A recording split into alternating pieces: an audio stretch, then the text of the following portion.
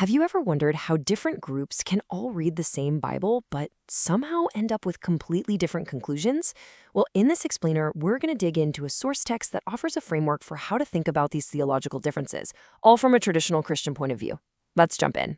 Right off the bat, our source material frames this whole discussion with this really powerful metaphor from the Bible, the wolf in sheep's clothing.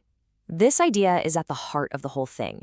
It's a warning against teachings that might look and sound right on the surface, but are, according to this text, fundamentally deceptive underneath. So here's how we're going to break it all down.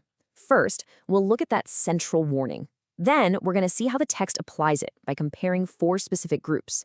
After that, we'll get into the general tactics to watch out for in what the source calls the false prophet playbook.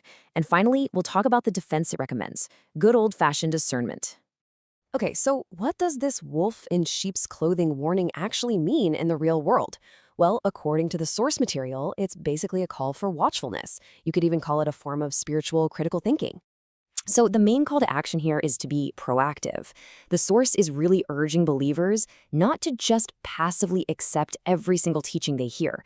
Instead, they should actively fact-check them against the Bible. The whole idea is about taking personal responsibility for what you believe. So, how does this idea of discernment actually play out? Well, the source gets really specific. It does that by contrasting the doctrines of traditional Christianity with 4 other groups that it claims often get mistaken for it.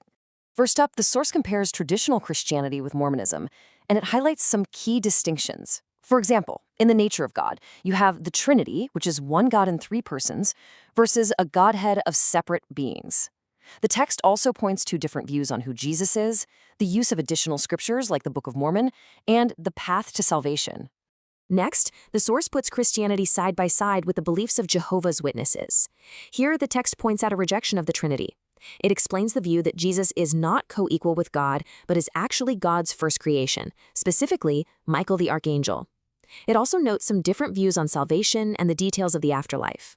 The third group is Christian Science. And this one's a big one.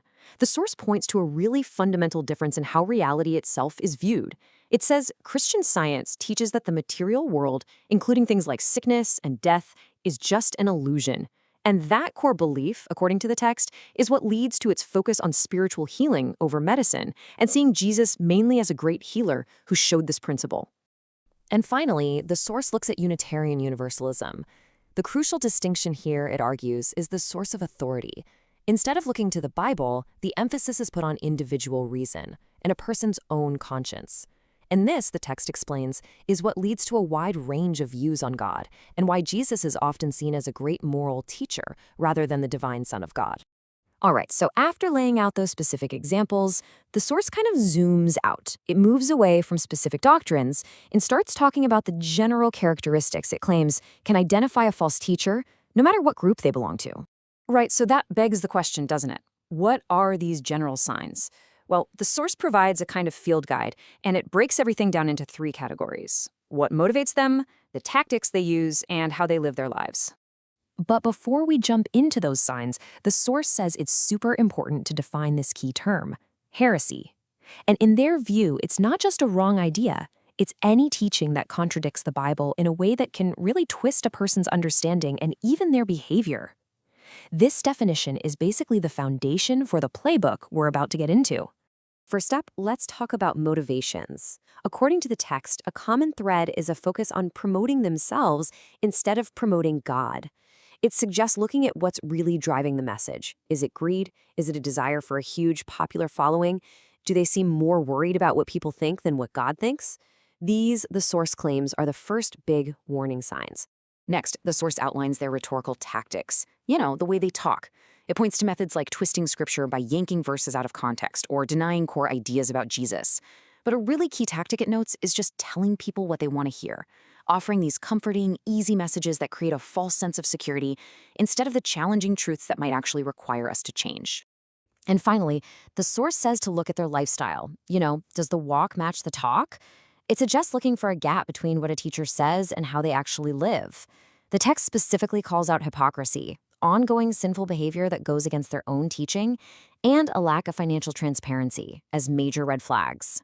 Okay, so that's a lot of warning signs. The big question is, what are you supposed to do about it? Well, the source doesn't leave you hanging. It gives us a final section on defense with some really practical, actionable steps. The source lays out this 4-step process for how to respond. It all starts with personal discipline, knowing the source material inside and out through study. From there, the next logical step is to test everything you hear against that knowledge.